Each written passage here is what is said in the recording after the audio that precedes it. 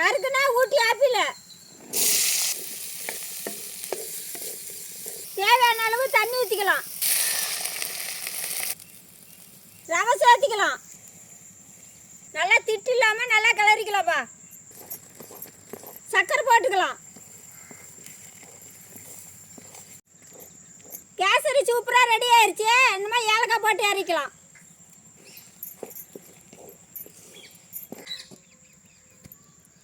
எடுத்து சாப்பிடுப்பா. செஞ்ச கேசரி எப்படி இருந்துச்சு? சூப்பரா இருந்துச்சு பாட்டி.